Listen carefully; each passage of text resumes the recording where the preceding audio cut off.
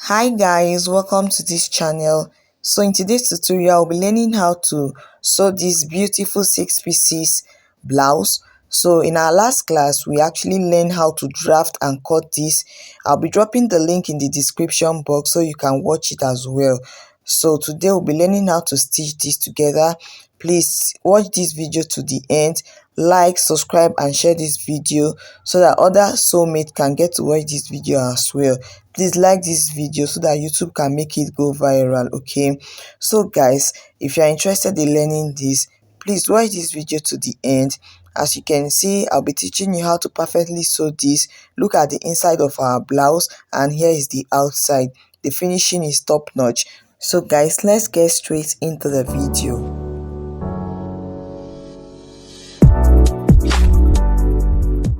So guys, I've gone ahead to transfer my pattern to my fabric and I've added half of an inch all around, and this was cut on the fold because this is the center front. I've cut both the lining and the main fabric, and I went ahead to iron my paper stay, or you can use any of your interfacing hair stay, but I use paper stay.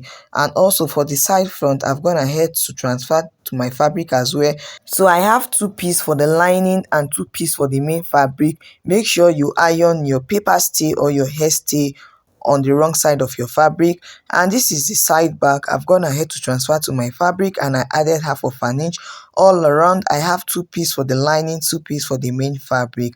And also for the center back, I've added half of an inch all around, and I've gone ahead to cut two pieces of my lining, two pieces for my main fabric, and I added my paper stay, or you can use your hair stay or whatever interfacing you want to use. Okay, so right now I'll open this up so you all can see what it looks like. So this is it, this is what it looks like. I'll be adding another interfacing to this, so I'll be using my gum stay. This is light gum stay, you can use the thick one if you want. So I'll be adding it from the waistline to the hem of my blouse, from the waistline to the hem of my blouse, but I'll not be adding it to my lining piece. I'll just be adding it to the main fabric. You can use the thick gum stay, but I'm using the light gum stay. I'll do that on all the pieces and show you what it looks like. This is the side front. I'll iron it from the waistline down to the hem of the blouse. I'll repeat the same thing to the back one as well and show you what it looks like. Please make sure you are working with your pattern so that you don't mix this up. So I'll be separating the lining piece, the lining away from the actual fabric. I've actually gone ahead to iron my hair gum stay to it. So separate them, keep them aside. Then I'm going to be opening up the center front like this. I'll be adding a bias. Okay, so I went ahead to use this is doll face satin. I cut 1.5 inches, then I folded it and gave it a good press. So you can use your normal bias. So I'm going to be placing this first of all at the side. You're going to be stitching like quarter of an inch or just tiny thing. It should not be up to half of an inch. Stitch it all the way down, then you repeat the same thing to the other side as well. Stitch it, place it like so and stitch it all the way down. You can use your normal bias if you want, but I decided to use this. Okay, so you are going to repeat the same thing to the center back. You are going to separate the lining away from the main fabric. Okay, please make sure you must have ironed your gum stay. I didn't know why I didn't show you this particular part, I forgot, but I've actually ironed my gum stay to this piece. So separate your your pattern, then you're going to be placing your bias at the center back, just like we did for the front at the center front. So you're going to be placing this like so. Go and stitch very close to it, okay, and cut through. Then you do the same thing to the other side. So I'll go behind the camera, I'll do this and show you what it looks like. So guys, after I was done stitching, can you see this is what it looks like? Okay, so if you are going to be placing the side front like so, and you're going to turn them right side facing each other, and I'll be stitching using half of an inch. Remember, the seam allowance we left was half of an inch, so you're going to be stitching all around until you get to the top. Okay, so you do the same thing to the other side. Place them right side facing each other. You can go ahead and secure with your safety pin. Place pin them so that it will be easy for you. Secure with your safety pin, then you go to your sewing machine and you stitch. As you can see, can you see my paper stay? It's already showing, so you have to add your gum stay instead, please. Okay, so guys, I'll go behind the camera and do that. So guys, also I'll be repeating the same thing to the center back as well. Place them right side facing each other, the center back to the side back. Place them right side facing each other, and you are going to be stitching using 1/2 inch. You can go ahead and secure with your safety pin to put them in place. Okay, secure with your safety pin and stitch using 1/2 inch. I'll repeat the same thing to the lining piece as well. Guys, after I was done stitching, this is what it looks like. I went ahead to give it a good press. I've also gone ahead to stitch the lining as well. Okay, so for the two piece for the center back, remember the back is going to be two piece because it's going to have a zipper behind. So this is the center back, and I have two piece as well. Make sure you open it up and give it a good press. Notch the seam allowance, okay, so that it can lay flat when ironing. This is the lining piece. I have two piece for the back, and also for the front I've gone ahead to join and I iron it. I didn't put wording I didn't pad the breast area, so it's optional. If you want to pad it, please make sure you add your wording before joining. Okay, so guys, can you see what the inside looks like? So next thing, I've gone ahead to also stitch the lining piece as well.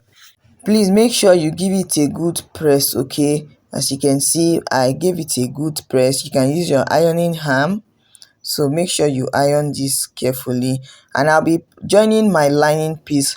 Place them right sides facing each other and stitch the shoulder using 1/2 inch. So this particular sewing, and I'll go ahead and put the body measurement. I'll go ahead and put the body measurement at the sides. Okay, please, we are going to be joining the lining piece separately and also the main fabric separately.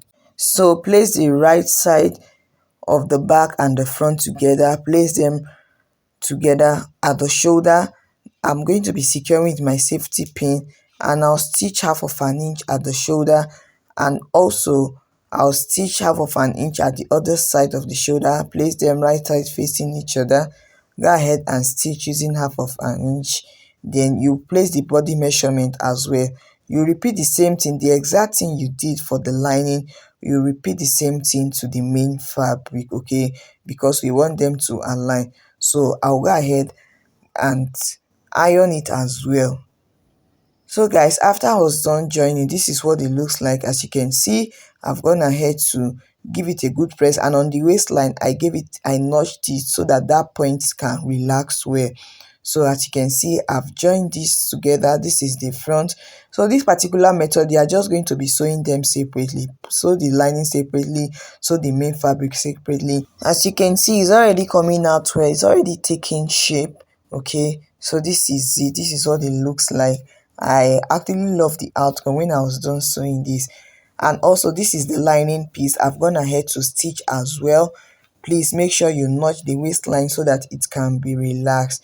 If you are yet to subscribe to this channel, please kindly do so. Thank you.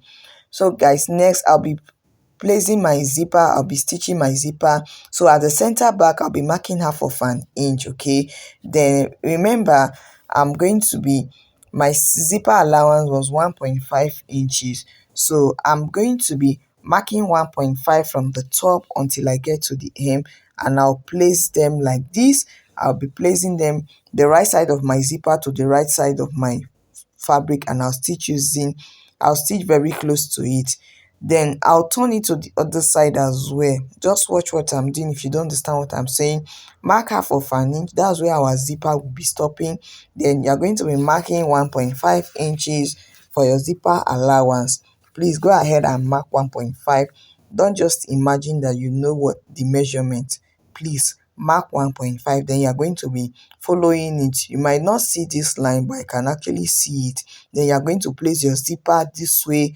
you are going to secure it your safety pin, and you're going to be stitching all the way until you get to the top. So guys, after I was done stitching, this is what it looks like. Can you see? This is looking beautiful already. So I'm going to drag this down, open it up so you can see. So guys, can you see our zipper allowance?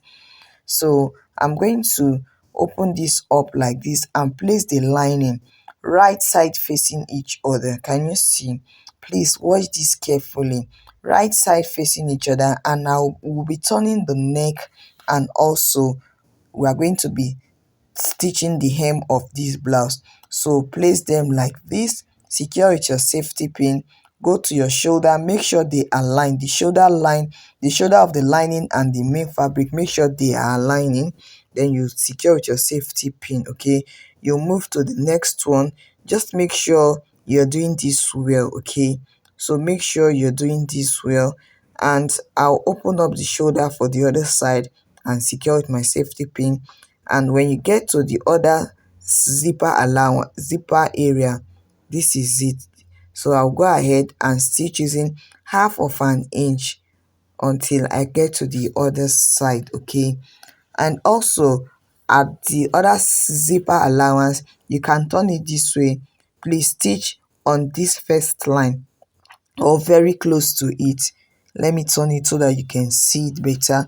Stitch on this first line, or you can stitch very close to it, very close to it.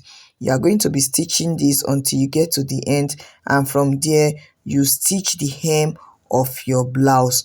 Make sure this joining they align. Okay, make sure they align. Open up the seam and stitch.